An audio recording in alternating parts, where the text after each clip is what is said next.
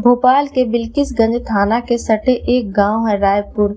वहां से इंसानियत को शर्मसार करने वाला एक घटना सामने आया है, जिसमें इंसान को सोचने पर मजबूर कर देगा कि हम किस युग में जी रहे हैं। तो दोस्तों, कहानी शुरू करते हैं। उससे पहले आप चैनल पर नए हैं तो चैनल को सब्सक्राइब कर लीजिए, वीडियो को लाइक कर दीजिए।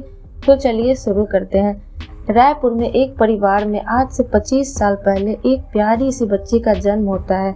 ये बच्ची उस परिवार में दूसरी बेटी थी। उसको बहुत प्यार नाजो नखरा से उसके माता पिता परवरिश करते हैं और उसको पढ़ाते लिखाते हैं, लेकिन पढ़ाई के दौरान उस लड़की का एक लड़के से दोस्ती हो जाता है और वो लड़की उस लड़के के साथ ही जीने मरने का कसम खा लेती है और अपने घर में डरते हुए एक दिन अपनी मम्मी को बता ही देती है कि वो एक लड़का से प्यार करती है।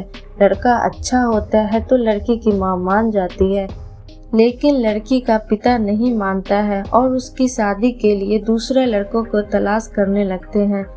एक लड़का को वो पसंद कर लेते हैं उस लड़की के लिए और लड़की का शादी का डेट फिक्स कर देते हैं। लड़की मजबूर होकर एक गलत कदम उठाती है और शादी के कुछ ही दिनों बाद वो उसके साथ भाग जाती है। भागने के लगभग 1 साल बाद एक बेटे को जन्म देती है। हंसी खुशी अपने पति संग जिंदगी गुजार रही थी। उसी बीच कुछ ही दिनों बाद दिवाली आने वाला था। तभी लड़की के पास उसकी दीदी का फोन आता है। लड़की के खुशी का ठिकाना नहीं था और वो बहुत खुश होती है। उसे देखकर उस लड़की का पति भी बहुत खुश होता है, क्योंकि घर से उस लड़के के पास जब से आई थी तब से वो उदास रहती थी। लड़की की दीदी उसको घर आने को बोलती है।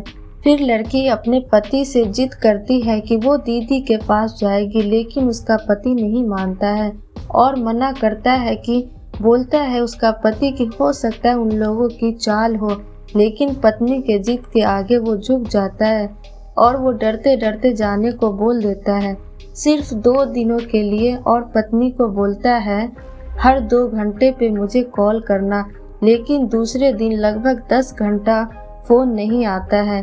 फिर पति परेशान, उसके कल होकर पति इंतजार कर रहा होता है तो भी कॉल नहीं आता है। फिर पति घबराकर थाने पहुंचकर FIR लिखवाता है।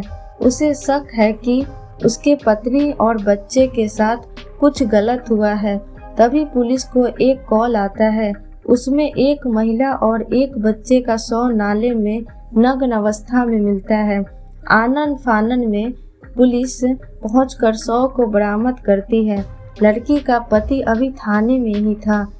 जब पुलिस शव को पुलिस थाने लेकर आती है, तब शव को देखकर पति रो रो कर बेहाल हो जाता है। पति ससुर और साली पर शक जताता है।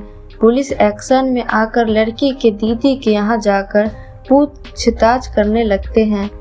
फिर पता चलता है कि लड़की का पिता कल आया था घर पे और उसके बेटा का किसी बीमारी के वजह से मृत्यु हो गई।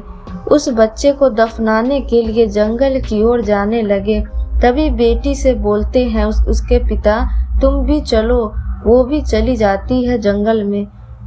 उसका छोटा भाई भी होता है जंगल में। फिर अचानक से जंगल पहुंचकर बाप बेटी को बोलता है कि तुमने भागकर शादी क्यों की?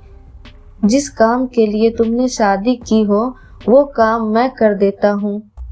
फिर पिता अपनी ही बेटी के साथ दुष्कर्म करता है। बेटी विरोध भी नहीं करती, क्योंकि उसके बेटे की मृत्यु अभी कुछ घंटे पहले ही हुई थी और वो सदमे में थी। दुष्कर्म करने के बाद गला दबा के उसका पिता उसे मार देता है। भाई ने भी पिता का साथ दिया। फिर पुलिस बाप बेटे को गिरफ्तार कर लेती है।